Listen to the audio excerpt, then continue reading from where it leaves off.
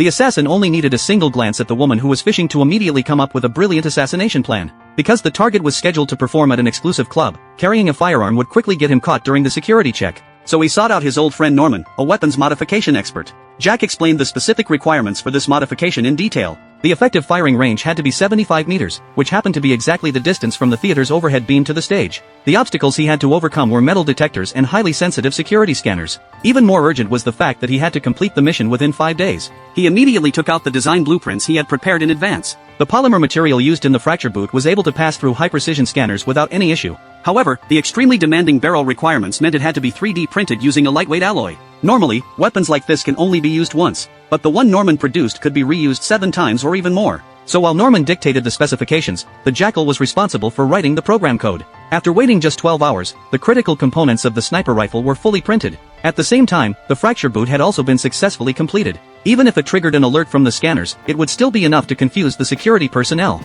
Once it was taken apart piece by piece, all the hidden components inside could quickly be retrieved. After assembly was completed, a highly powerful plastic sniper rifle was finally finished. The bullets were hidden inside a mobile phone. Unfortunately, only 8 rounds could be carried. The next step was test firing. Jack immediately purchased all the necessary tools. He then headed to a local market and bought a fresh watermelon to use as a target. He hung the watermelon from a tree. Then he precisely measured out a distance of 75 meters using his footsteps. Next, he found another tree, threaded the rifle through a rope, wrapped it around twice, and secured it in place in the simplest way possible. Jack then aimed at the distant watermelon and calmly fired the first shot. The bullet hit the watermelon, but the trajectory was clearly off by 10 centimeters. He adjusted the tightness of the screws. When he aimed again, the second shot landed perfectly on the horizontal line of the crosshair. He continued adjusting the angle of the scope. The third shot hit the bullseye dead center.